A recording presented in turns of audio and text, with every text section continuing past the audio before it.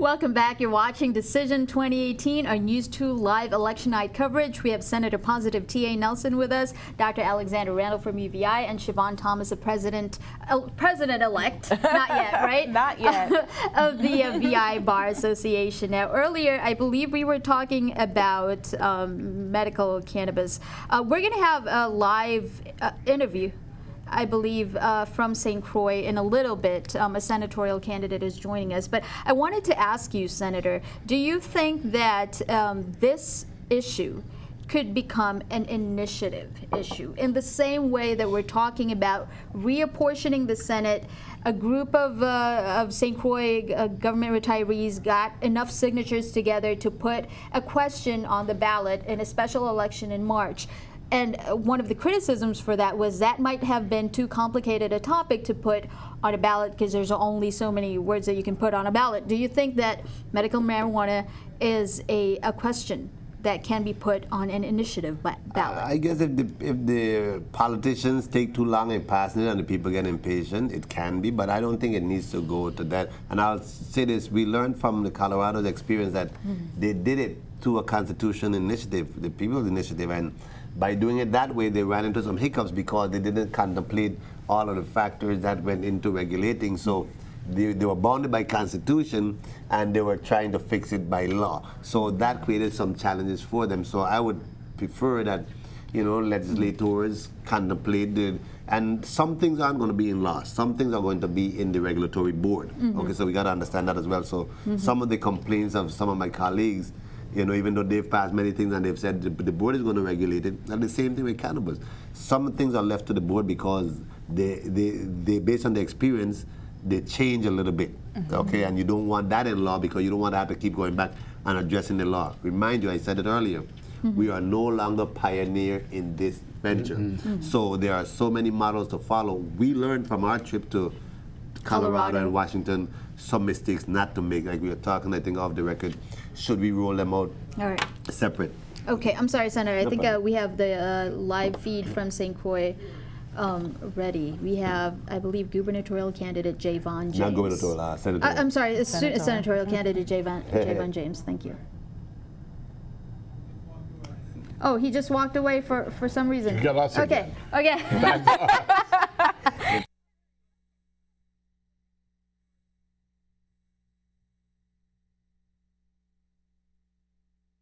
Systems of the Virgin Islands on St. Croix, and I have with me Mr. Javon James, who is the youngest senatorial candidate on St. Croix. Javon, we just received some numbers. They didn't talk a lot about senatorial candidates. Yes, they did at-large candidates, and we have numbers from our gubernatorial candidates. But as the night progresses, and I guess when the evening is over and we get to break down the numbers and see how many voters and what types of voters voted in what district, you as a young person, what is your hope for, even if you get in or not get in, which we hope for you to be in, that your platform is that the young people have a voice, and what would you hope this evening would happen? Well, as far as the young people having a voice, I'm very transparent and approachable, and that's the most important thing. I listen more than I talk. I'm always available, I'm always on the ground, so that's the most important thing, being approachable and accessible to be a voice of my age group. And the reason why I would see a change, or my platform would report certain changes, because we're making sure that we have qualified and trained people in the workforce. Like I always mention in my interviews, everyone is not college bound, but we have people who are good with their hands, and with my career and technical education plans for the U.S. Virgin Islands, we could be able to have trained and qualified people in our workforce. As you see now, we have billions of dollars coming into the territory for the next 5 to 7 years, and it will go into a lot of the redevelopment of the U.S. Virgin Islands, the construction of the U.S. Virgin Islands, and we want to make sure in the next 2 to 5 years we appropriate a certain amount of funds and get the Career and Technical Education School at the St. Croix Vocational Complex to get a trained and qualified workforce who can tap into those monies, keep the monies here so we can stay in circulation and increase our tax base. And like I said, it just boils down to having money in circulation. And that's the key in everything. When you spend money in your economy, you want it to be able to circulate at least 7 to 8 times before it leaves. So with career and technical education and keeping a lot of those monies from the federal government here, I think the Virgin Islands will move forward, and younger people want to move back. And with the reopening of the refinery, those guys who left from the mainland, they will be able to come back. Now, tell me, as running this time around, tell me what was your experiences and what have you gained, and listening to the individuals who are in your age bracket that you state that you're vying for, that you want to hope to represent. What would you hope for them, and you hope for yourself, and what did you learn from listening to them on the campaign trail? Well, what I learned from them on the campaign trail is that they want things to do. We are speaking about people in my age group. They want things to do. They want to improve the nightlife. Of course, they want money, so that boils down to having jobs. And some people want to start a business, but because of the process and the bureaucracy in the process and the politics that is involved. When you say loan, like they want to get loans, but people have informed you that they have tried to go to banking institutions to take loans and weren't able to? Not necessarily the banking institution, but the process of starting a business, just getting a business license. Yes, a lengthy process. And of course, at some point, I would like to see more of our business owners, small business owners, get access to capital, and that's why we have the Small Business Development Center right there in St. From. So I would encourage more people to attend the classes. But I don't want to stray away from the question. Yes. Please remind me of the question. Yeah. So I can answer. When you were on the campaign trail, what were some of the topics that people in your age group, and I won't fear to tell your age, but I could say about, would you say you're in 18 to 35, between that age group? What were some of their concerns? Yeah, so thank you for that. And again, like I said, there's job opportunities, being able to start a business, things for their children to do. I, for sure, as a proud father, there isn't much to do except go to the bowling alley and go to the beach and go to the movies, but there's only so much of that you can do. But with the Department of Sports, Parks and Recreation and certain non-profit organizations, we can do so much for the youth. But it does boil down to dollars, water and bread issues, and activities for the children to do, and having extracurricular activities after school for the youth. That's what I've been hearing. And of course, the hospital has been a big topic. Yes. You know, I think that's the most important topic right now here in the U.S. Virgin Islands, the hospital. Well, we just see that there is some polling machines coming in right now, Javon, and we're awaiting more numbers. The numbers are coming in on vi.vote. We can get numbers from that, and so we're going to look for more numbers, and I hope the best for you. And we'll stay tuned. We'll see what more numbers come in. Appreciate you. Thank you so much. Thank you. That was senatorial candidate Javon James. The youngest, right? The youngest, and a newcomer who did really, really well in the primaries. I'm hoping he pulls through also. Yeah, you're rooting for him. A lot of people seem to be rooting for him. He came in number 4, I believe, in the primaries for Definitely St. Croix. top 5. I think we have some numbers that just came in. Can we take a look at some of the gubernatorial candidate results? Hold on to your seats now. Just a minute, let me grab mine. Just in case. Just in case. Actually, okay. So let me just tell you what we have here so far. Now, this is just as a disclaimer. This is just the St. Croix results so far. Let's do this. Give me 1 second. This is St. Croix numbers as of 8:11 p.m. We have ballots cast 7,059 for St. Croix, and then we have a turnout of 24%. I'm not sure. Hang on 1 second. I'm not sure how this is kind of arranged. But let's go to the delegate to the House of Representatives. Stacey Plaskett is running unopposed, so she has 4,838 on St. Croix. Which tells us a lot of people who voted didn't even bother. Right. Okay. 2,000 people said, why bother? So, and then let's go to the gubernatorial race on St. Croix. Governor Kenneth Mapp, the incumbent, holds a giant lead ahead of Albert Ryan, the Democratic nominee. Governor Mapp currently has 3,427 votes as of 8:11 p.m.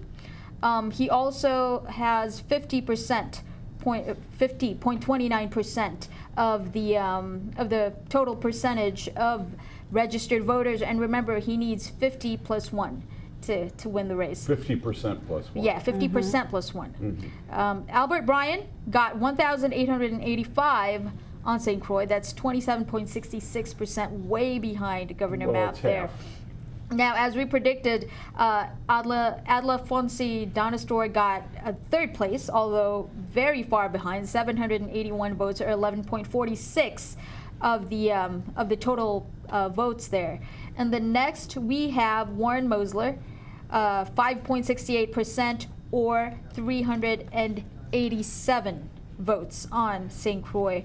Next we have Soraya Diassi Kofelt, 231 votes, or 3.39%.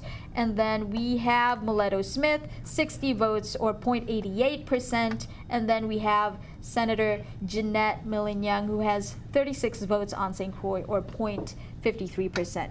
Now, let's look at the senatorial Just race. a moment, on that gubernatorial competition, even if you add all of the other candidates to Albert Bryan's tally, it still doesn't come up to the governor's tally. I got it that this is preliminary numbers, we're looking at St. Croix only, but if you took everybody who's voted not MAP and add them together, it isn't equivalent to. Close. It's close. No surprise. All right. Well, let's look at the at-large race. And again, this is only from St. Croix. St. Croix votes as of 8:11 p.m. Sherry Ann Francis at 1,703, 35.49% in second place. Stephen Payne, the Democratic candidate, 1,973, or 41.11%. He's definitely in the lead. And Angel Bolkis is at 1,114 votes, 23.21%. So Stephen Payne looks like he has Ahead. comfortable numbers here, ahead of the two other candidates. Now let's look at the St. Croix race. This is not in the order that they garnered the votes in. This is not top to bottom. We have the top vote getter, Alicia Barnes, a Democrat, 4,386 votes. Alison Degazan. Yeah, Yeah, 12.83. neck and neck. Very close indeed to Alison de Gazan, who is at 4,333 votes, or 12.67%. The next one, I believe, is Senator. Nines. The three right there that are nines, Kurt Right. Violet, Violet. Novell Francis, Kurt and Devon Violet, James at yeah. 9% each. Yep. They would Kurt be next Violet, up. Novell Francis, Javon James. So we have Alicia Barnes first, Alison de Gazan, and then Kurt Violet, Javon James, who we just spoke to, Novell He's Francis, still holding a fourth. And then Kenny Gittins. and then Kenny Gittins at number 6, I believe. And then the next one would be Oakland Benta. At 7? And this is pretty much what we saw in the primaries. It is. So that's kind of what we're looking at. And then this is just the St. Croix numbers. On St. Croix, we might as well look at the Board of Education over there. Terrence Joseph is leading the pack with 2,778 votes. Right here, 43.93%. Winona Hendricks is right next to him, 2,401 votes, or 37.97%. And Carmen Huertas is at 1,127 votes, or 17.82%. So the Terrence two Joseph, Democrats lead. yeah. Terrence Joseph and Winona Hendricks definitely have the upper hand here. We have Board of Elections on St. Croix. They're voting for It's 3, vote so for these 3. people are pretty much Yeah. in. All of them: Barbara Jackson, McIntosh, Frederick Espinoza, and Raymond Williams, all back to serve in the Board of Elections. It barely matters what the numbers are. It barely Yeah. matters what the numbers are. You're right, because this is pretty much all of them are getting in. So we're waiting for more numbers. Again, these are numbers from St. Croix only as of 8:11 p.m. and we are constantly refreshing Did they this. say what percentage of the precincts came in? Precincts counted of 29. 3. 3. 3 of 29. 3 of 10%. 29. We're looking at a tiny 10%, slice. yeah. It Yeah. gives you a So we- hint, but it's only 10% of the total St. Croix electorate. Right. It ain't over. Yeah, so we're looking at more numbers coming in. Hopefully we get St. Thomas numbers, so we have more of an idea for the gubernatorial race, and we have some results for the St. Thomas race. So we're waiting on that. Now, let's look at some of the interviews that we did with gubernatorial candidates. We're looking at gubernatorial candidate Jeanette Millen-Young. We're also looking at Mileto Smith, as well as Soraya Diassi-Kofelt. Now, we did this interview with them as close as possible to general election day.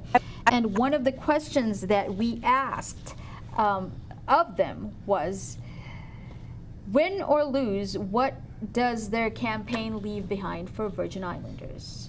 This is, of course, when we still didn't know the results or had an idea what the results were going to be. So we asked them what their campaign leaves behind for Virgin Islanders, whether they win or whether they lose. Let's take a look at this video.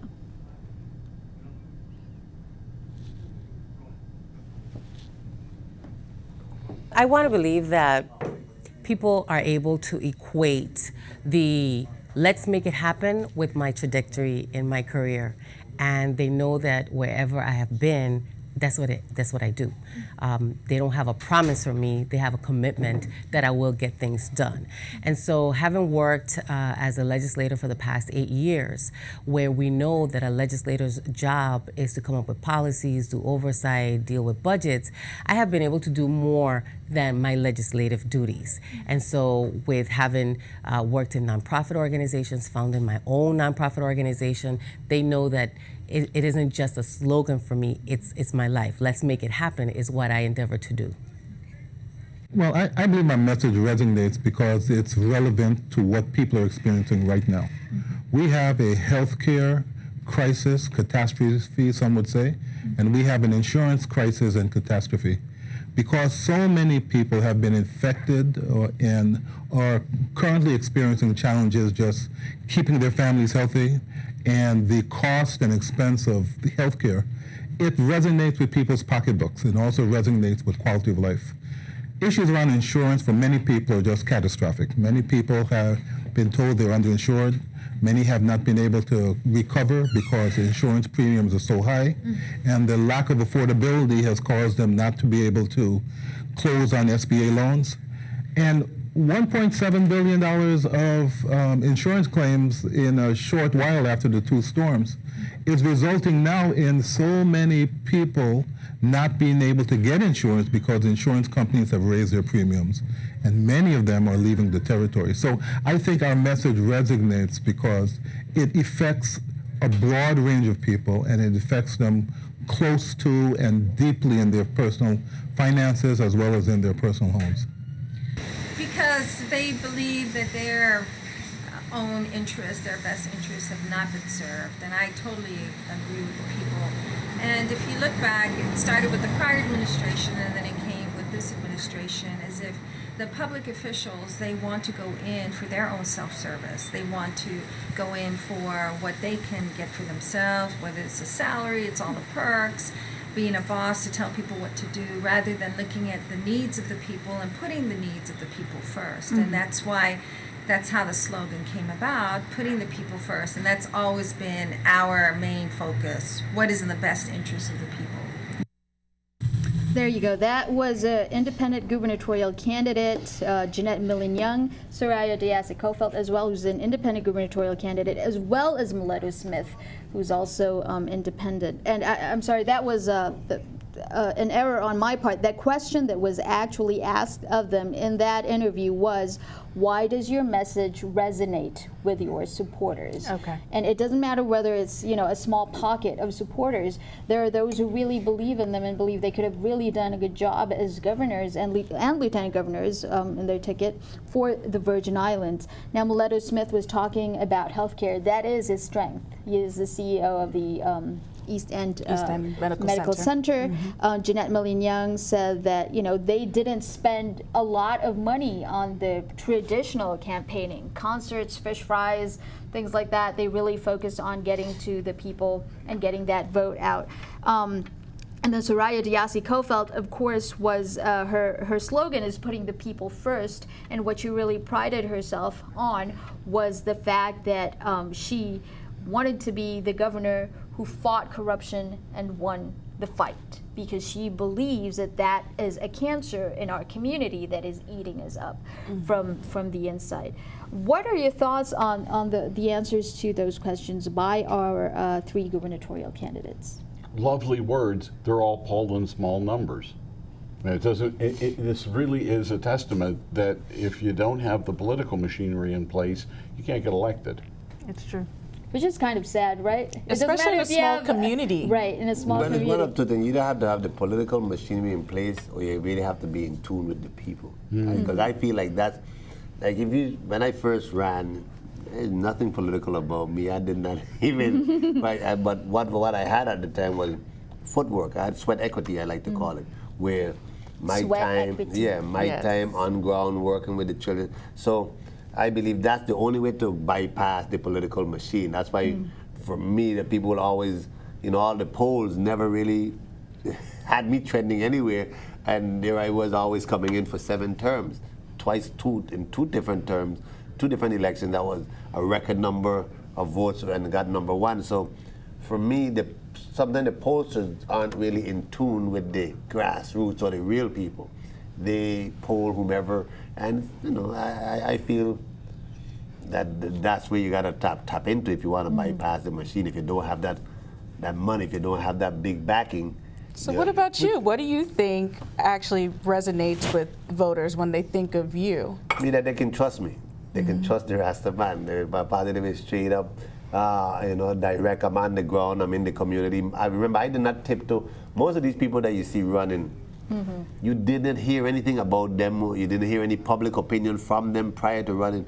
Remember, from '95 when I came home, I was battling from Governor Snyder to Governor Terp. I was battling for good government, efficient government, you know, accountability with our financial resources. So I did not tiptoe quietly into politics. So when they heard my name coming up, So you're saying that these people didn't get up having enough. enough community involvement prior to. I mean, some did, but whether that translated into political support is different. But some just didn't have no kind of community involvement prior to, and just pops up and I want to run. Even some who are running for governor, you don't hear from them involved at all, and then all of a sudden you want to govern. That's an issue. But Would you know, you I have think a primary to winnow some of these? I don't want to point to these 3, the but independents. independence. There's been a lot of conversation about whether we should have a primary to slim down, to just have just one independent going to the general.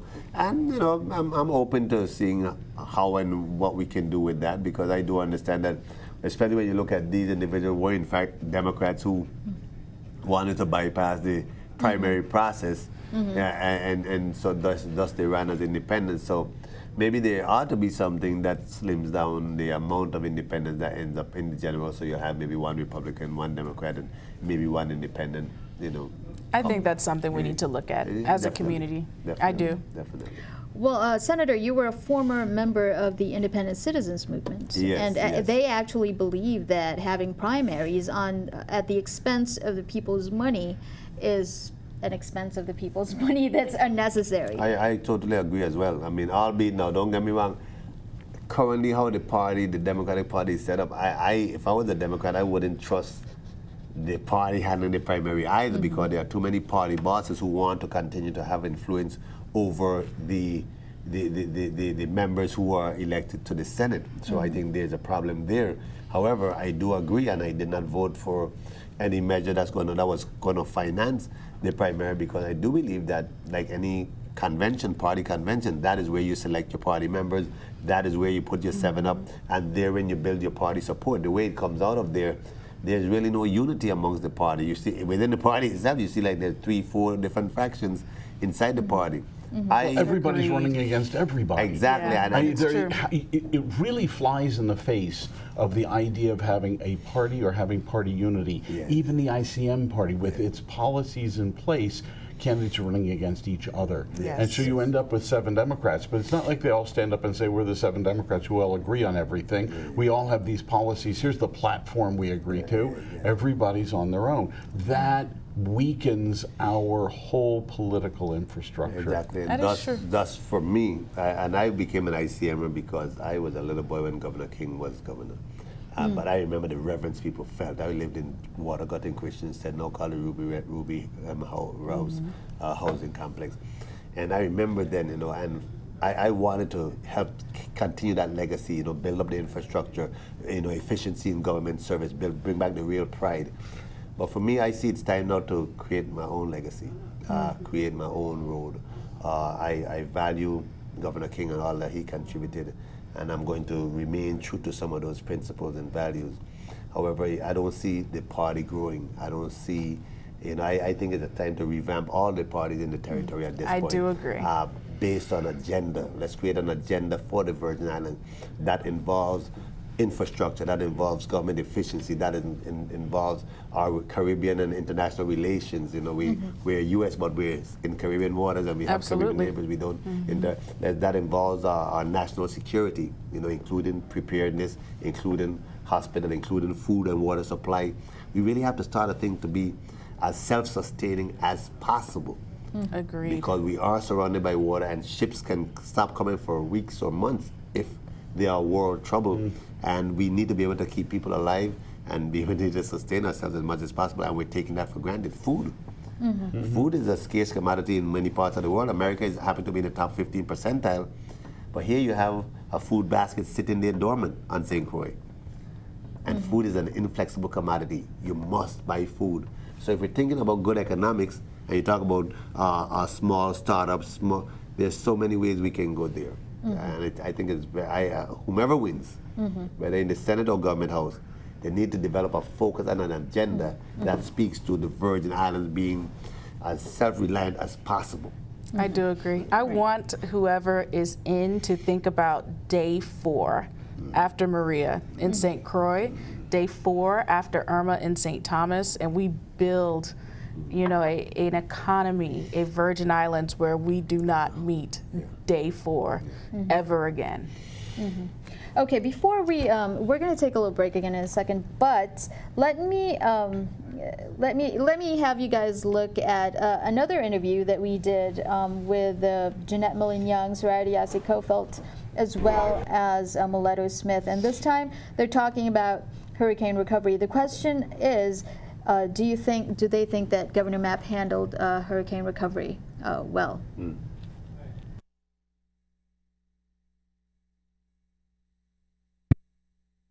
Known and a vibrant economy, the healthcare administration, because it affects everyone. $700 million is a number, and if we that constructively, firefighters, we can provide need. We can provide economy will grow on a science-based, which are economies that. So I would want a humanitarian who keeps high competence, but it matters in the lives of Virgin Islands. At this time is along with that those that brought illness and the kind of Virgin Islands that made us feel Virgin Islands. Vision of that we #1 place to live, work, but we cannot do that without. And corruption is the killer. And as we fight, our economy will progress. As we don't fight corruption In a little while, but the question was, did Governor Mapp, I'm sorry, did Governor Mapp handle hurricane recovery well after the 2017 hurricanes? And is that a fair question, given that it's rare that governors are hit back to back with 2 Category 5 hurricanes in less than 2 weeks apart? Well, let's look at the decision-making process. When the governor over public airwaves says that he extended the curfew to 8 o'clock because he was out at a bar or lounge watching football and realized that they were going to pass curfew, and that is the reason he extended the curfew to 8 o'clock, that really raises some questions, because at that time, even in my view, we should not have been on the road in dark. let's look at the same curfew again. Agreed. For quite a few days, we could not leave our homes until like 11 o'clock in the day. And then you had to go with everybody else to these stations and have these long lines. From sunrise, you were to allow people to leave, because people have the business to try to take care of the business, the properties to check on. But if you allow sun up, because nothing different was happening between sunbreak and 11 o'clock. But if you allow people to go about the business of getting themselves together, the people is who started. We cleared the roads to our, we cleared the roads, myself and my neighbors. It wasn't public works, it wasn't. So, but you keeping us at home until 11 o'clock every day, that was hard. So to me, that decision making is a problem for me. Well, that slows down the recovery. It slows down the entire People are recovery sitting because at the people home. are waiting until, and then you have this bottleneck which occurred because everybody gets out at 11. If it was open from 6 o'clock, early risers will get up. Exactly. And do what they have to do. Late risers will get up and then do it. But now everybody's right there at 11 o'clock. The roads were congested. 4 Every hours. distribution site, I think, which was also a problem. They had centralized distribution site when they should have had distribution throughout the various neighborhood or communities. It couldn't be everywhere, but you should have staggered them around. I was here in St. Thomas after Irma. We came over here to help, myself, Senator Hansen, and others. And there had a lot of military men here doing nothing. And I thought they should have started from where they landed and had these military boots on ground helping to clear debris from where they landed at Brewers Bay, come straight into town. You know, they were just patrolling up and down like we were in some kind of war zone, doing nothing. So I think, and to be honest, I heard from one of my colleagues that one of the men who came in, the guy who was in charge, he said, this is the most indecisive place you've been. Okay, so they were here ready to work with no instructions. Wow. So for me, and that's from an insider's view. Okay, Well, there were lots of cases like that where relatively simple things weren't being done, that in retrospect you could have cleared the path faster. Yes. You could have gotten things done much more quickly. The curfews did not help. No. And there's a lot of infrastructure stuff that could have been addressed right away. We should have had communication up immediately. We should have had the equipment on ground. We should have called for it to come in. And the business of having distribution go on central places, that would we were all standing in these lines. I noticed that if you imported something, a generator, that you ended up having to go stand in the line for the company that imported it, and then in customs, and then in duty, and then back to, it's 6 lines. too much. Yes. And you go, this Exactly. is silly. You know, executive order, no customs on relief supplies, period. It Done. could have been so Exactly. simple. Just no customs, stop. Don't do that for the next 2 weeks. Then you can start Because again. even supplies ordered by the government was being held up in customs. And again, my heart is for our elderly, our disabled, our medical evacuees. They really suffered after the storms. We had so many deaths after the storms, and it was unnecessary. It was so unnecessary. And so, yeah, I'm sure you know I where I had recently stand. come from a training, a disaster response training in Mexico, you know, federal government training, and our preparedness is poor. Okay, or even pre-positioning of like with our the memorandum of understanding with our heavy equipment operators, so that they're pre-positioned and so that they know after the storm that those coming from west, you'll clear coming and be meted. You know, there's so many things that you could do to set yourself up and be prepared to move forward. Oh, I think we All right, have it the seems numbers. we have some results. So these are territorial, unofficial territorial results as of 8:50 This is 100%. p.m. Yep. Precincts counted 29 out of 29. What? Oof. Wow. What? Where's This is it. This is Oh, wait, 100%. what? Ready? But Okay. We just jumped from 100%. Drum roll. Yeah. No, we- this can't. Unofficial Hang on. results. This This is it? cannot be the. Okay. Yeah. Okay. Hang on. 8:50. so quick. Unofficial results. Yeah, but these things are in jump drives. Okay, Stacey Plaskett, shoe-in, 10,678 votes. Winner. But we have Albert Bryan It changed. changing it up. Yeah, 6,074 votes, or 37.92. Yep. Governor Mapp has 5,918 votes, or 36.95%, right there. Oof. Not good Adla match. Fonsi Donistorg, 2,072, 12.94%. Let's just read off the rest of this. Warren Mosler, 833 votes. Soraya Diasi Kofeld, 732 votes. Jeanette Milling-Young, 135 votes. And those are our numbers so far for Oh, we have for some senators down there territorial for- results. This is St. Yeah. Thomas, St. John we're looking at. and This we're is looking at- territorial, yes. Territory, This is right. St. Thomas and St. John. Let us also look at I'm sorry. the is this at-large. The whole territory? This or is the whole just St. territory. Thomas, St. John? You should- No, this is unofficial results for the whole The territory. whole Yeah, thing. everybody. In which case, we come to the conclusion that Albert Bryan and Kenneth Mapp will be in a runoff.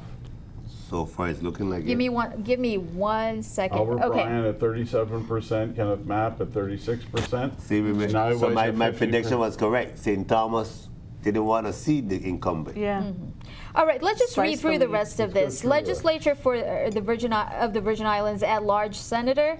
It looks like Stephen Payne is dominating this race, 5,232. That's 44% of the votes. Right behind him is Sherry Ann Francis, 3,974. Angel Bolkes, 2,602. For the St. Thomas St. John legislature, let's look at this race. Right. Donna Fred Gregory, as Donna Fred expected, Gregory, came out on top, 3,617 votes, or Admiral 11%. Bobby Thomas, go Bobby, go. Hang Run, on one Bobby, sec. run. Who's next? Hang on. Marvin Blighted is next, 2,957. No.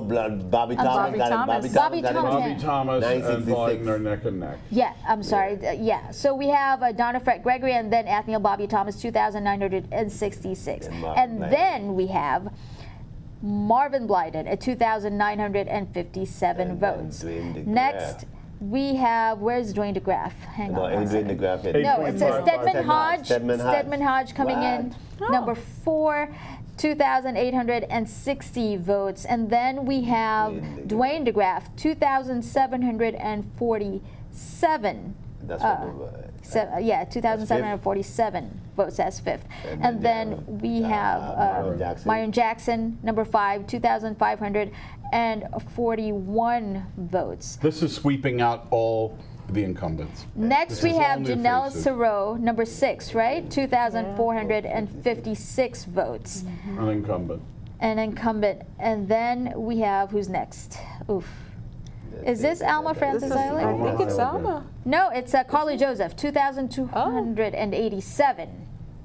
Wow. Well, what write-ins, provisionals, That is we have to wait close. for that, but these are all close. I was hoping St. Thomas Very gave close. Alma. 5, 6, 7, Yeah, 8 she was positions. Almost. shuffle She almost around. got She there. almost got it. 2,217. But right interesting behind. how many of the old hands, it's Jackson and Sirot are the only two incumbents that are being reelected. No, Okay. you have I'm sorry? Blyden. Blyden. I'm sorry, Blyden. right, Blyden. Yeah, Blyden. Okay, let's go to the St. Croix Tell you, legislature. boy, Wow. Alicia Barnes has 6,032 Slide up. Scroll up, votes. scroll up, scroll up, Slide- scroll up, Let's This- roll up. this. No, Yeah, actually, there you they're okay. Touch Okay, Alicia Barnes, 6,032 votes, followed by Allison de Gazan, 5,976 votes, Close. followed by Kurt Vialet, 4,393, number 3, followed by Javon James, 4,379, and then Novelle Francis, 4,274. And then we have Kenneth Gittins, 3,339, followed by Oakland Benta, 3,237. Wow. So those are our results for St. Thomas, for St. Croix, St. Croix legislature. Let's just go through the rest of this. Board of Education, let's scroll down a little bit. Board of Education, St. Croix. We're voting for 2 here, and that is obviously Terrence Joseph at the top, 3,769, and then Winona Hendricks, 3,132. Board of Education on St. Thomas, we're also voting for 2. Judy Gomez, 2,872, and Jeanette Smith Barry, both Democrats, 2,783. Board of Elections on St. Croix, everybody gets in. All 3 of them, Barbara Jackson McIntosh, Frederick Espinoza, Raymond Williams. And for St. Thomas, St. John, give me 1 second, Tanya Springett is at 2,116 for the St. Thomas St. John Board of Elections, followed by Harriet Mercer, 1,912. And that is basically our results. So I guess our predictions came true. There's a runoff, and it's Brian and Matt. Yep. Yeah. And it isn't November as 20. though either one of them has 49.9%. No, not It's even not close. Yeah. They're both far off the mark. And that means that all those people who voted for the other candidates have to decide which way are they going. Are they going for the incumbent to stay in, or is it change of command? There are some phones ringing And they're right coming now. down the track. Yeah, you better believe negotiations is going on. Negotiations have to be going on. When you Absolutely. think about it, okay, ask the question. People ask the question, oh, well, why so many people running for governor? Well, there's a lot of dissatisfaction. People felt that. People are dissatisfied, especially all those who are legislators who ran and gave up what people would consider a secured seat. It's because they feel like a need to challenge the leadership. So, you know, this thing is going to be very interesting in the next couple of days. We have till the 20th, you said? Oh, Well, yeah, who's- November 20th. Who's striking a deal with Adlafonsi Donistorg for That's the question. commissionership if you come and bring all your people? And I don't think more the importantly, absentee are the ballots are people gonna going make to a come along? difference here. Even if a candidate, a Warren Mosler, says, well, I'm going to throw in with, will all of his people come Well, along? he had an ad out Agreed. earlier, was it today or yesterday, that said he's not going to endorse any of the candidates because he pretty much doesn't trust any of them and feel like they're corrupt or something. Oh, can't wow, remember I all missed the- that. I can't remember all the words, but he pretty much said that he's not going to pull out and throw his support behind anybody. So, you know, Wow. we Wow. have to see that. But it's interesting. Now, when do we have our runoff? Do we have a date? November 20th, I believe, November is 20th. the 2 days day. before Thanksgiving. Yeah. And 3 days basically, 3 before days. Fortsburg Day. Well, let me just say that according to Carolyn Fox, if some people who decided to vote could, they could still vote. They could call the election office and send in their request today. They should have done that today, and then they have, I believe, 10 days to mail in their ballots. What's that? What kind of confusion is that? What's that? For the runoff?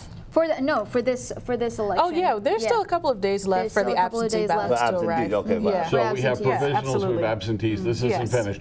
But as I said a moment ago, neither one of the front runners is at It's going to be a runoff. It's going to It has to turn into a runoff.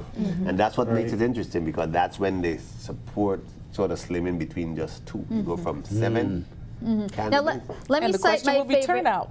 What's Right. the turnout? Let me cite my favorite political strategist, Leslie Commission, who said that. love her. Leslie's my girl. So she said that whoever wins in this election, even though there's a runoff, whoever's at the top of the general election is going to be it for the runoff. Do you guys agree with that? You mean ahead means victory? Ahead in the general election is victory in the runoff. I don't think anything is guaranteed in a runoff. Nothing's guaranteed, but I No it's one probable. should jog. It's probable. Leslie Yeah. might be right. It's Yeah. highly likely. Yeah, If yeah. you're ahead, you continue to be ahead. Yeah. And Although we it's always really, see really that. close. We Well, also if you look see at the that with circumstances, let's look at the circumstances as they are. Okay. There are 6 teams challenging the incumbent. So there's a spirit of change, okay? So we end up with 1 team challenging the incumbent. Now, the spirit of change is still there. Unless they just sore losers, you would think that the idea was to, because then even when I was still in the mix, the idea was to, hey, we want this incumbent out. So if that's the spirit still amongst the challengers, You think then they're I gonna expect go behind Brian? They're going to rally around whomever is the challenger? Challenger is in the runoff.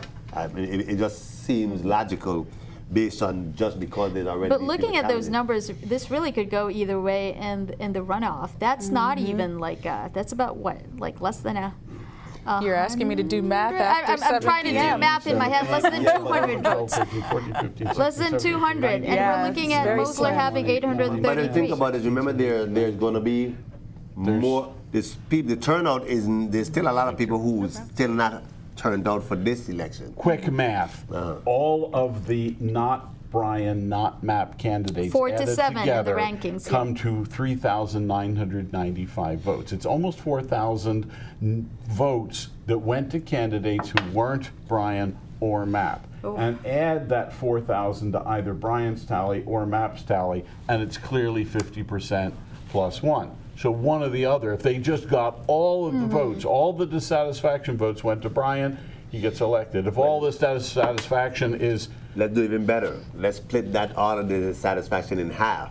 then who's ahead is going to end up ahead. Who's ahead ends up ahead. If it just splits right in It just half. split right in half. The question is it really just dissatisfaction? And I've said That's all the along, question. this is the problem with our system, is that the dissatisfaction gets spread over 7 other people. Or is It's a it lot of people. personalities? Is it dissatisfaction or personalities? I mean, that's going to be a tough one. And how many rabbits can the governor pull out of his hat in the next 20 days? How many bombs and missiles? Your October surprises that you The were October enumerating surprise, the other day. 3%, right? Oh, everybody gets a 3% raise. Police officers get a contract. Teachers But get I a think that contract. worked against him. We all saw through it. Yeah, exactly. I think that worked just because of the timing of it. Even if he was sincere to the bone, it worked against him because as far as anybody concerned, oh yes, political ploy. 3%. If it had been 10%, would it have made a difference? If it had And been if bigger? it were Or 10%, did it you would look have at been worse 3% because and you go, would that's say- it? That's because all you it- got? but People 10% are would have already been asking where he's impractical. getting the But to money. play devil's advocate, right? Uh-huh.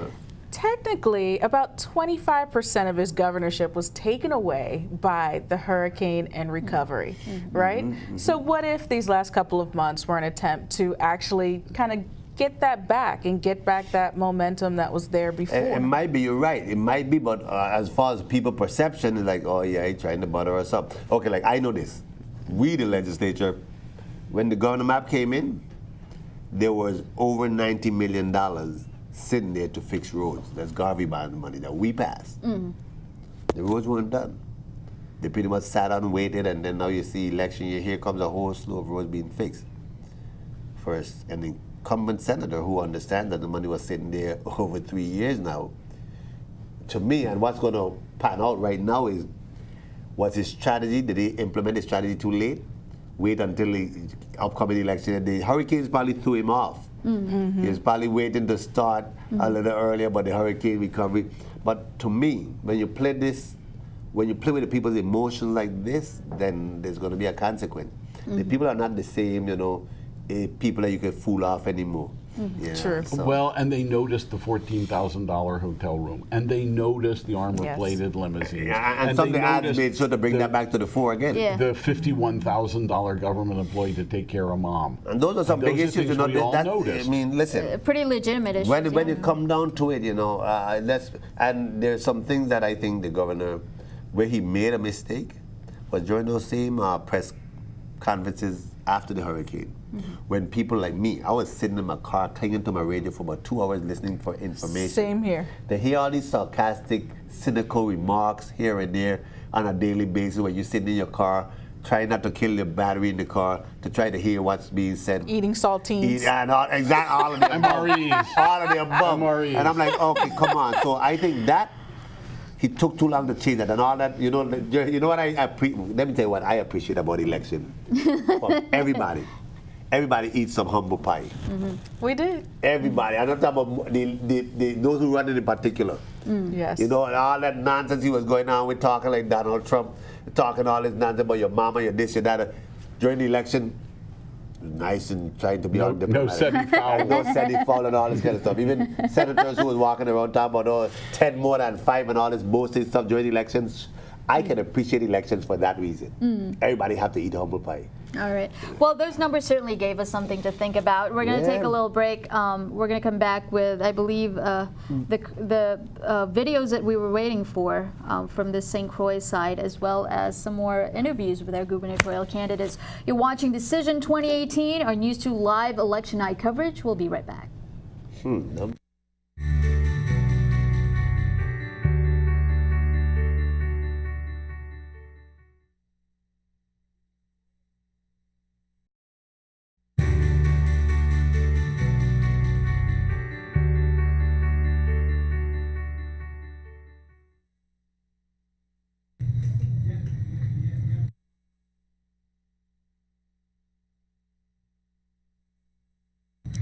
Welcome back. You're watching Decision 2018, our live election night coverage by News 2. We're here with Senator Positive T.A. Nelson, Dr. Alexander Randall from UVI, and Siobhan Thomas, President-elect of the VI Bar Association. We just looked at some unofficial territorial results from our last segment, and it showed that Albert Bryan was leading by less than 200 votes ahead of incumbent Governor Mapp. And I believe the numbers are close enough that we can't predict what's going to happen in this inevitable runoff election. No, it's so close. And we don't have provisional ballots, we don't have absentee ballots. We don't have the people who said, I don't care, who are going to show up at the runoff. Absolutely. And we don't know who's going to say, either one of them, and don't go to the runoff. I did it all once. that's variables. Right, I did it once. There's a whole lot of unknowns still out there, and the numbers are so close. And then Senator Nelson raised a good point recently that if people are really interested in change, if they're running on the platform of change against what the current administration is doing, then all of those who voted for Donna Stewart, Kofelt, Mosler, Jeanette Millen-Young, and Mileto Smith would vote for Albert Bryan.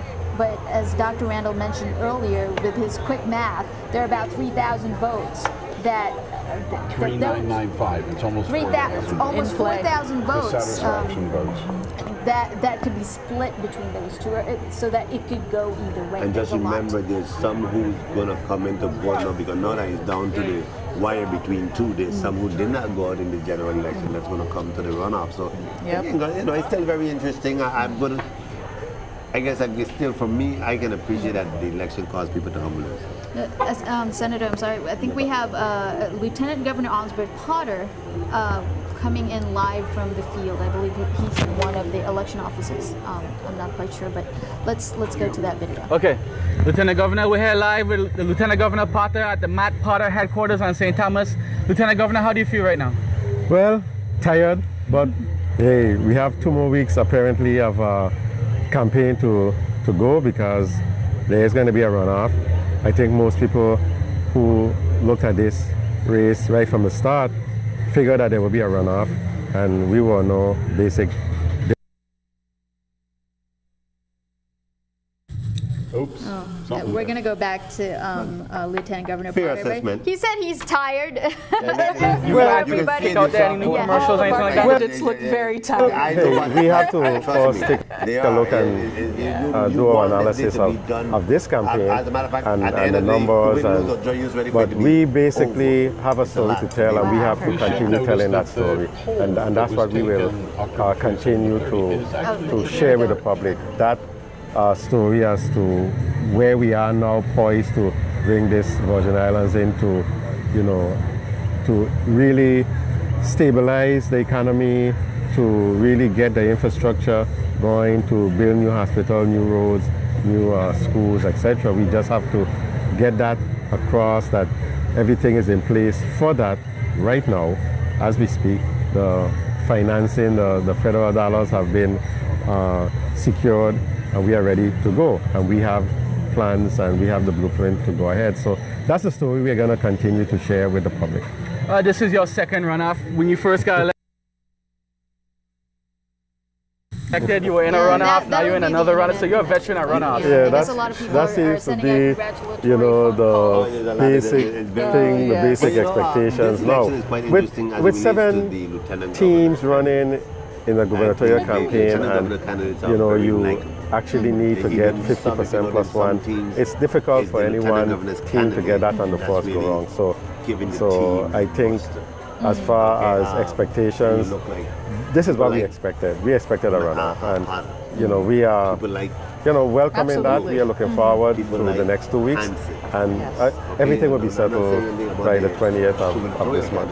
Like you were saying just now, it was 7 people you had to go up against. Now it's a one-on-one fight. So how does that change your position going into the runoff? Well, we now have to just show our team versus the opposing team, and try to convince the public that we are in a better position, and we are more experienced, and we are better prepared to do what has to be done going forward. In this whole campaign game, you convince the public or you don't convince the public. And we believe that our story is compelling. We believe that what we have done is, definitely something that has gone a long way in recovering these islands and positioning this territory to move forward, in the global economy. Anything else you want to add, Lieutenant Governor? Well, I just want to say to all the voters, everyone that came out and supported us, thank you so much. We couldn't have been in the runoff without your support, and now we're going to need your support in the next 2 weeks as we try to settle this whole election campaign. I also want to say for all of the other teams that were in the race, it was a hard-run race to get us to where we are now in the runoff. And today was a day that shows a lot of spirit on behalf of the people in this community. Well, I guess that's a good place to end. There wasn't a lot of rancor when we went to the different polling places. Everyone was in a real upbeat mood. But really and truly, we're having some internet issues tonight, and I'm not at all surprised. Siobhan, you were kind of hinting at how the UVI poll turned out to be correct. It was correct. And the Rattan poll was wrong. Sorry, Raymond. I was looking at the Vote Smart one because I couldn't remember exactly how that turned out, but I believe that one was actually wrong too. Y'all think of Interesting. other polls that were No, wrong? but it's I think those were interesting the big that ones. The polls, our man in the street conversations with our friends are at least as good as the polls. Yeah, I mean, the pulse of the people are real, man. The people are not satisfied with the way things are. People are concerned about what the future of the Virgin Islands is going to be like, concerned what we're going to be like in the next 5 years. And people really want to know, like, I'm going to give him credit. Senator Dow always used to say, the bread and butter issues. Like, here's a distraction that was happening during this election, reapportionment. Okay, not that it's not important, but there are people focused on bread and butter issues right now. So when you throw in reapportionment into that, makes people say, hold up, I want to know how I'm going to eat next week, how my children going to get to school. So they're not, when you throw in issues like that, it's hard to contemplate those things when you have bread and butter issues you consider. So schools. Yeah, I mean, exactly, all these things that family needs right now. I do I agree. think there's a tremendous amount of dissatisfaction with what happened at the schools, and that shows up Very all much so. over. Listen, All over. my youngest child is 15. She's in the 11th grade. We were actually, my wife and I wasn't really down with it, but contemplating sending her to my sister in North Carolina because all is going on with school. Some of her friends were leaving, so that's messing with her. Absolutely. And meanwhile, you look and see some of the private schools opened on time in August, and those kids have finished 16 we were so chapters busy of the playing book Henny already. Penny, the sky is falling. Henny Penny, the sky is falling. This kind of. You know how stupid we look when engineers, the Army Corps of Engineers, come in afterwards, and not only the hospital, the schools. They say, but who says this is condemned?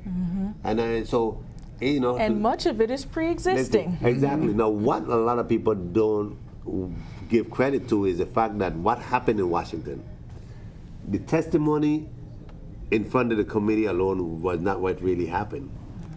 When that testimony took place, after the testimony, all of the delegation of senators that were up there, along with it being led by Delegate to Congress Plaskett, went from senator to senator, just like how they lobby us.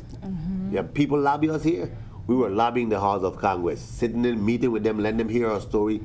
And that is what really won them over. That here we are, senators from the Virgin Islands appealing to them for their help. And I tell you, it wasn't always easy because some of them were looking at us like, Virgin Islands is too much money for us. So we had to make some strong arguments, and I thought it was disingenuous and unfortunate that they did not recognize the effort of Virgin Islands representatives altogether. Absolutely. Of course, I understand the governor is in a race and he wants to say, I did it. But if you notice what happened to him at the hearing, they ate him up. They ate him up just like when he was trying to defend and separate us from Puerto Rico. There was a senator that wasn't having that. But after we bombarded them, they couldn't eat us all up. Absolutely. On behalf of the Virgin Islands, we won. So Absolutely. It's fair enough to say Yes, that. we did.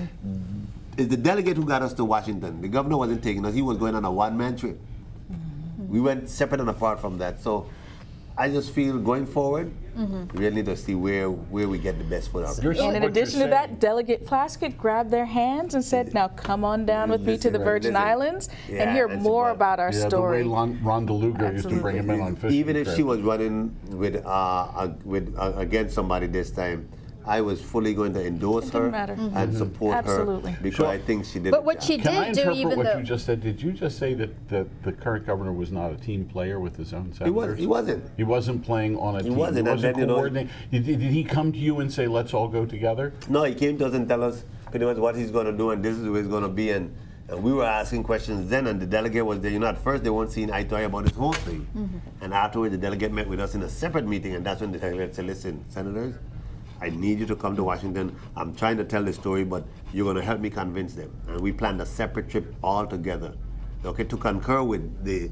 testimony, yes, but he was on his own. Is that a window on his larger issues? Does he not team play elsewhere? I'm not Yeah, as a inside member of the administration. 32nd Well, if you look legislature. at, like, my issue with any governor is you have 15 senators, and we get it, you have friends in the legislature. But as a governor, you want to be, you want to seem as open to everybody as possible. And when you're going to just select a few because they're going to do everything you say and sort of use them to ramrod things out in the legislature, that does not go over well. And in general, as branches of government, when you have the governor saying, he's not willing to implement I was going to talk about it, like Soviet GRS. I'm not talking to the board. I'm not going to give them the $100 million. Pack a lunch. Yeah, pack a lunch and all these kind of statements. Come on, we're not here for that. We want to, at minimum, sit down and dialogue, because through conversation, you can get to solutions. But you got to be willing to sit down and dialogue first. If you're just going to, I know it all, and Yeah. Speaking of getting into the runoff, Lieutenant Governor Osbert Potter said that they might need to convince people some more of their positions and why they're the right choice heading into the runoff elections. What I would like to do is go into the interviews that we did with incumbent Governor Kenneth Mapp as well as candidate Albert Bryan. And in this interview, they were being asked, win or lose, since this is looking like it's going to be close even in the runoff. Win or lose, what will your campaign's legacy be? What will you leave behind to Virgin Islanders? So let's take a look at this video. I think we've revolutionized the social media space for elections in the Virgin Islands. Our Facebook Live, what we've done in terms of bringing casts and concerts, how we brought it to the people, the insertion of our commercials in the middle was innovative. We have a whole spiel like karaoke cab where we're in the car talking to people. We really have been able to connect with a young Virgin Islander and the middle-aged Virgin Islander as well. I think that's a revolutionary aspect. I don't think any other campaign has used social media as much as we have, and we dominate that space. What does it leave behind for Virgin Islanders? Our GRS plan, no matter how you feel about it, it is a strong way forward. The identification of 5 different funding sources, the ability to change the plan so that now people have a portable plan. When they lead young people coming into the government, have a portable plan is important. They have a 401k as well as a monthly stipend that they would receive. And just adding technology to everything we do. Win or lose, I think that the new administration has to incorporate great change into what they do, just because of the things that we've spoken about and the fresh new look that we want to bring to the government. It's definitely not an opportunity to build things back the way they were before. Well, one of hard work, one of transformation and change, building real powerful relationships with our national partners, and at the end of the day, improving the quality of life of the people of the territory, giving them opportunities not seen in a tremendously long time. There you go. Very kind of different responses to the question, Governor Mapp, of course, is banking on what he's already done during his administration, and Albert Bryan, for his campaign, pointed to what I call the 21st century campaign strategies using social media. They appealed to young people, and he pointed to his GRS plan, saying that might have struck enough of a chord to leave, a good impression on the Virgin Islands. What do you guys? He's a better public speaker. Who? The aspirant. Of the. I mean, just as a speech professor looking at their speaking styles, the aspirant is a better speaker. But that we've known that before. The governor's, your words, Borowski's not a team player. We'll be interested to see how that plays out in the campaign trail over the next 20 days. What do you guys think? What each of these candidates leave behind, whether they win or lose? Nothing. No ideas. Well, a pile of green debris. That's one of the things he's left behind. Listen, I think Virgin Islanders, over the years, we've taken this. What I've heard, before I got into politics, is the cost of government continue to increase, and the cost of government continue to increase because, and I'm not talking about rank and file, but that the salaries of upper management continue to increase. And for me, and my concern, and I saw it with Snyder, I saw it with Turnbull, didn't do it so much. I saw it with the Young, and I saw it with Mapp, where they keep increasing commissioners' salaries, saying that, we need to do this to get qualified people. But then when you're talking to degreed people in other professions who are equally as qualified, that you're not thinking about increasing their salaries, and they're saying, well, hold up, but what about me? we're qualified people too. What about our salaries? So it sends the wrong message when you're willing to give a commissioner $120,000 up from 95, and you're not willing to increase, working professionals like teachers or up to, a little $5,000 or $4,000 increase. So what's your method? What's your strategy? I thought the incumbent, when he ran this plan about 1,000 new jobs, and people were saying, oh no, that's impossible. I thought it was achievable. I thought he was willing to redistribute some of those managerial level jobs, delete those, and hire at the front line when you could get about 2 for 1 or 3 to 1. Because that's where the work is needed, that way you'll increase government performance. That did not happen.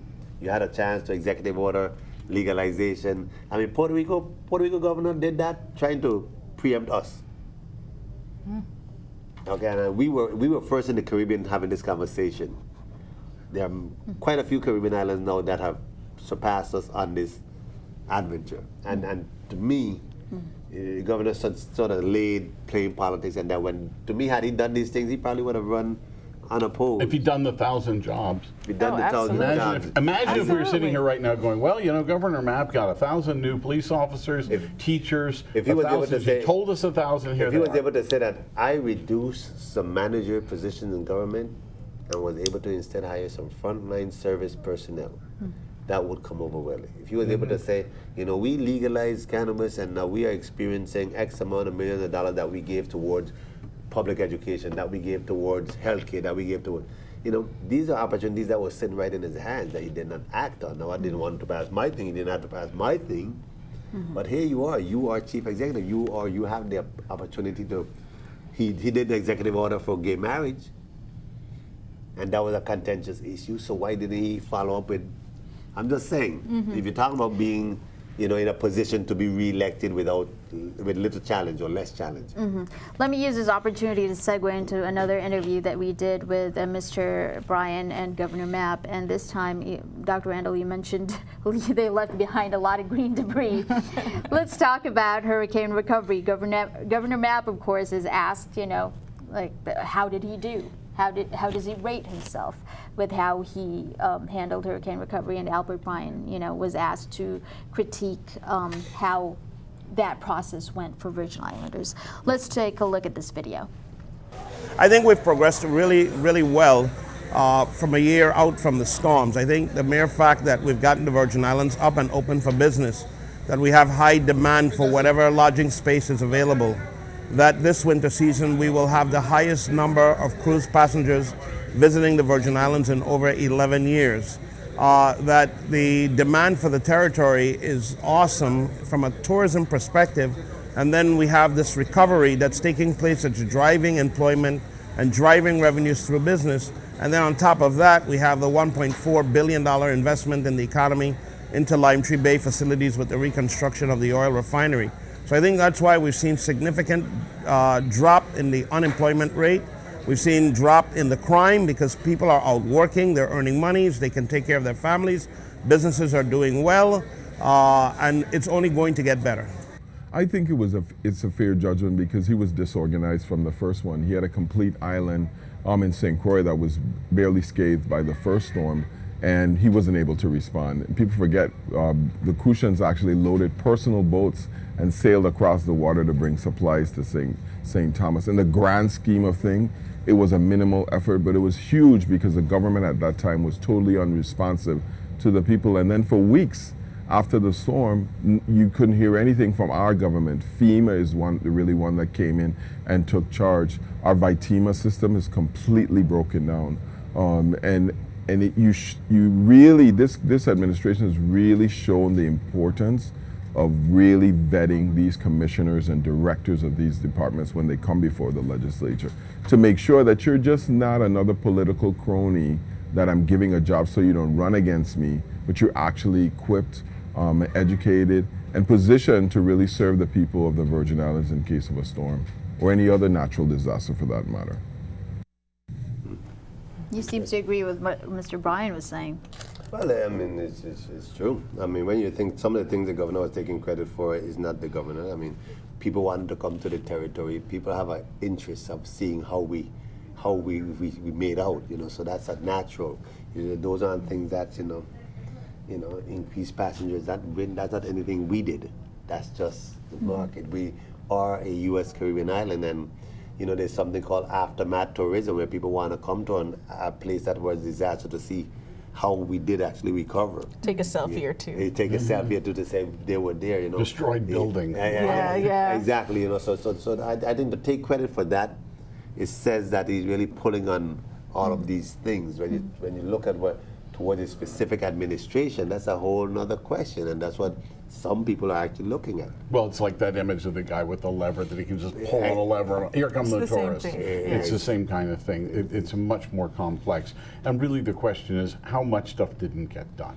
Immediately following the storms, how much stuff was sitting there? He wanted a hotel, he wanted a brand new hospital, so he just abandoned the one we had. That was crazy. It's quite unfortunate. I think we have some numbers coming up. I'm not sure if these are the same numbers. These are the 110% results? Yeah, we were hoping. No, these are the same numbers. So all votes are in. Everything is in right now. Yeah. This is what it looks like right now. Right now, this is what it looks like. So Albert Bryan is in the lead with 6,074. Kenneth Mack with 5,918. So there's going to be a runoff with those two.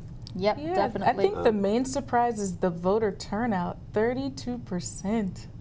That is so low. Yes, and I believe this is for just today. Now, if you add the 23% for early voting, then we're good. Then we kind of just went over the 54% in the last gubernatorial election. This is not This is not incling early voting. It has to. Does this include early voting or not? We don't know. Yeah. Balance cost 16. No, well, early voting was 11,000. Yeah, almost 12,000. Yeah, almost 12,000 people. This is not including early voting. So these numbers, this is preliminary. It may be 100% of the people who voted today in the machines, but it's not 100% of the But voters. it said total ballots cast 16,000. So that's not today only. Oh, you're right. We don't know. Yeah, but We don't know. Well, We're trying to get a clear number on this, and which is why we're still trying to hear from. Based on the indications, though, Could we scroll all the way down and see if there's a footnote or anything that tells us anything more? At the very bottom. Cross our fingers for Right. footnote. Maybe there's something down there that says, no, it goes to right. at the bottom. Well, I wrote in positive Nelson, so. Well, here's our dilemma. right. We have 12,000 people who voted in early voting, and today, as of 3 p.m., we had 8,000 people voting. So this cannot so the numbers can be accurate. all It the should be at least numbers. closer to 20,000. Yeah. Right. Can't be. Yeah, this cannot be all the numbers. So again, we're looking at the results for the senatorial race on Yeah, St. how many Thomas. new people there? 1, 2, 1, 2, 3, 3. three new people. Donna Fred Gregory, a newcomer, leading the race, 3,617. Bobby Thomas, another new person, 2,966. Marvin Blyden, 2,957. Another person came in at 4. Stedman Hodge at number 4, 2,860. Dwayne DeGraff, 2,700. DeGraff. Yeah, you were cheering for him. Yeah, 2,747. I'm a Minority Caucus member. Number 6, Senate President Myron Jackson, current Senate President, 2,541, and Senator Janelle Saro, an independent, at 2,400. And even though they eased in, it is 56. still an indication of dissatisfaction. No Absolutely. Gene Ford.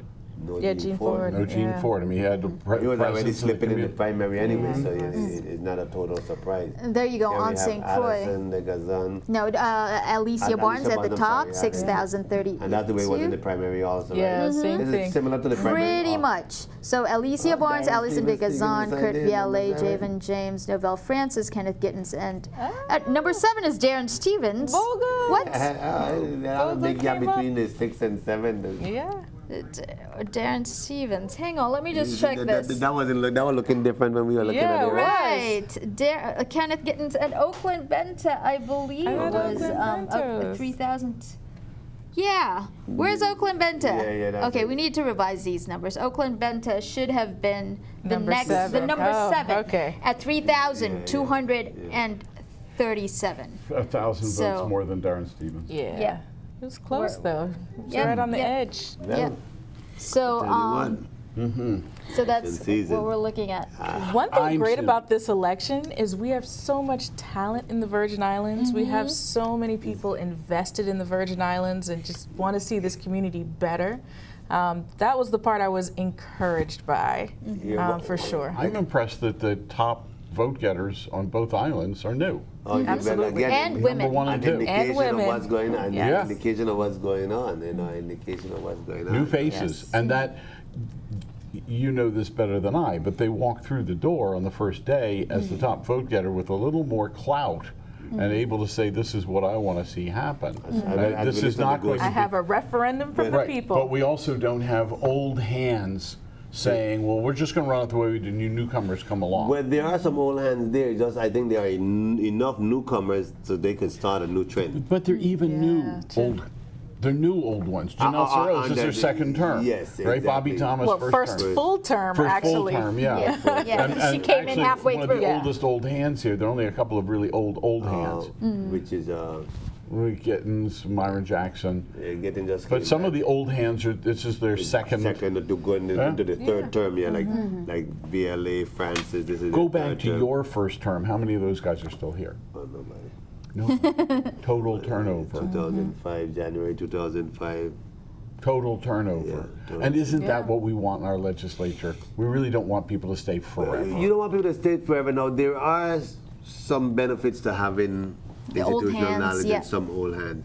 Like for me, this term in the 32nd, I was doing a lot of advising, counseling, not that they listen in many instances, trying to avoid some of the pitfalls and confusion that we ran into.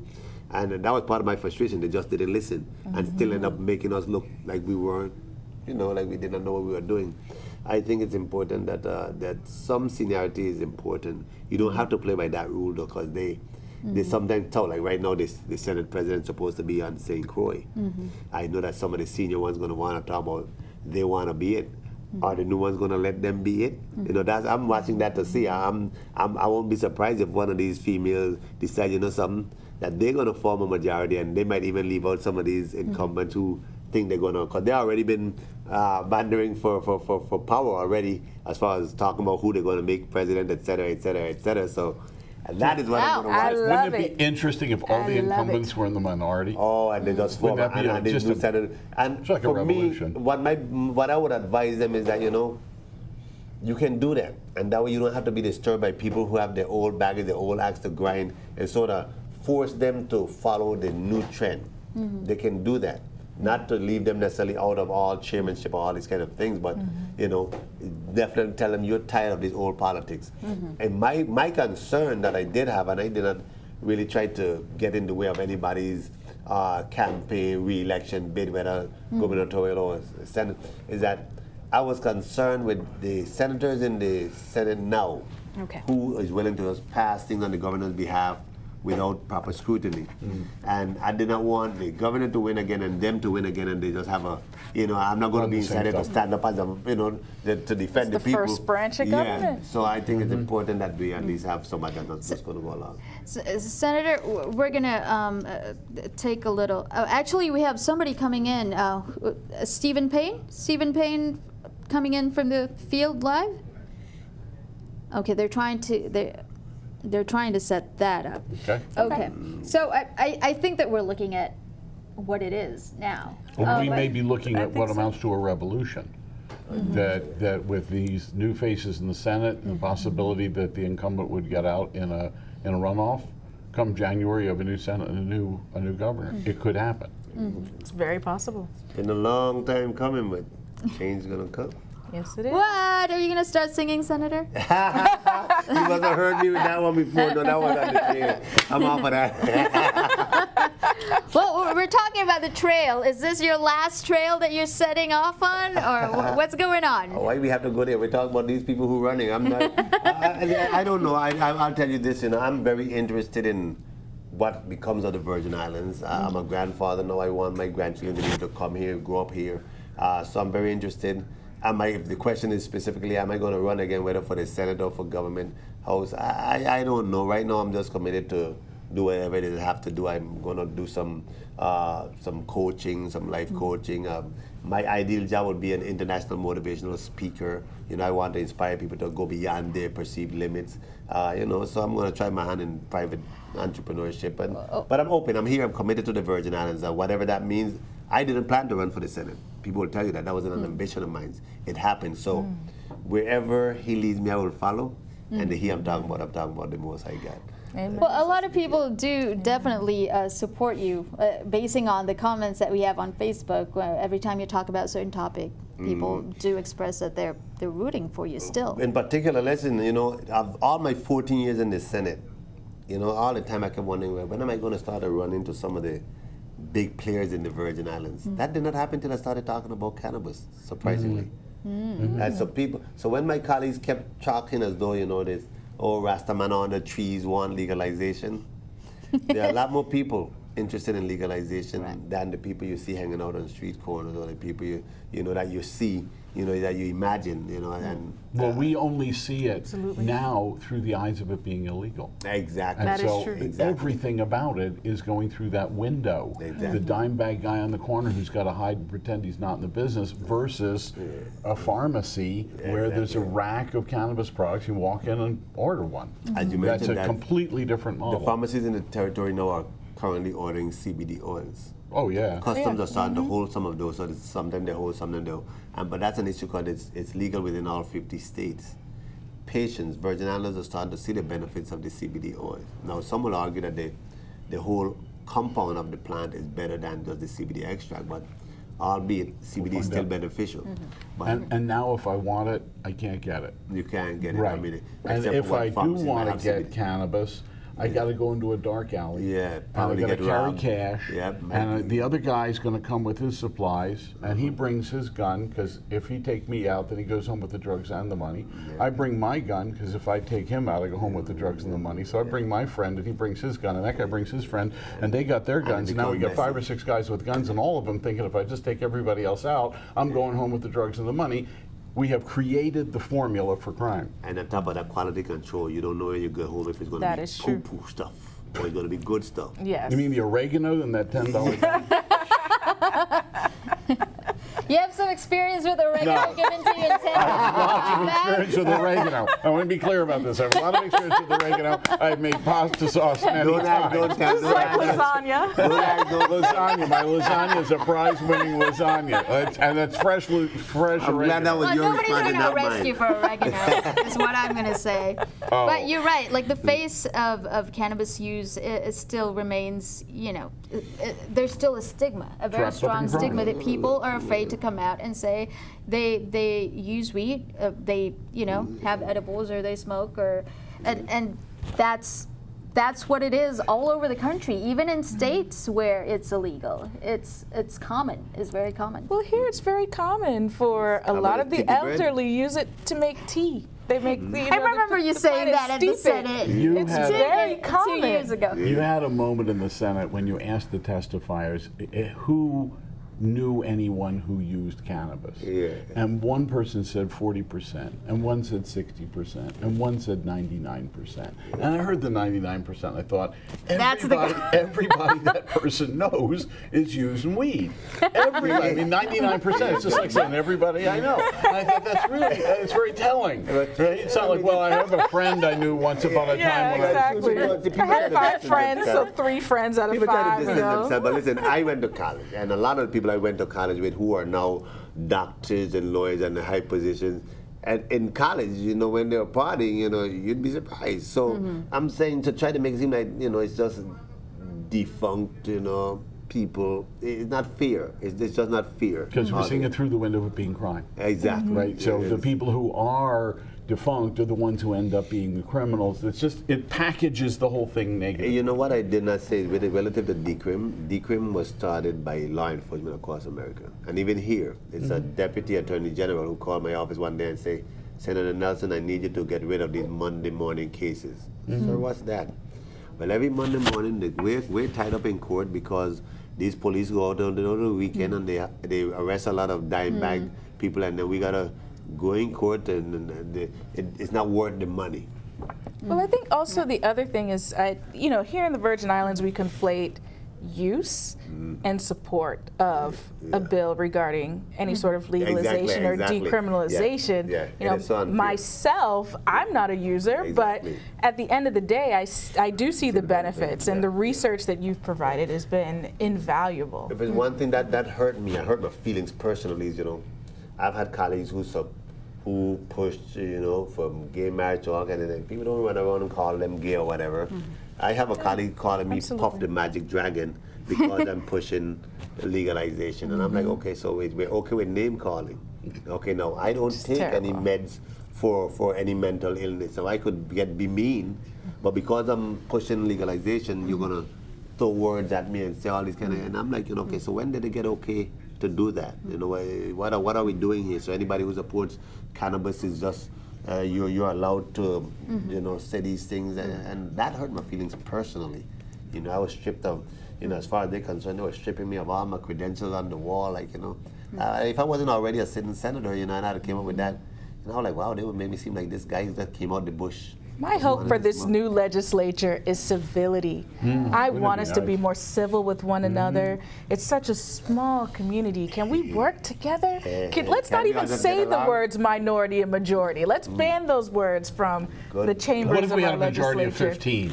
And everybody was on the team. Virgin Islanders, that's the majority. Well, that's definitely something to think about. Good luck is all I can say on that one, y'all. Let's take a little second to regroup here. We need to take a look back at our numbers, determine if these are the final numbers. It's still going to say unofficial results days from now, but we just need to Yeah, that confirm number if shouldn't this be is, 16, is if these are indeed all the ballots that were cast. And hopefully we're also going to get some live interviews from the different campaign headquarters for the winning candidates. You're watching Decision 2018, our live News 2 election night coverage. We'll be right back.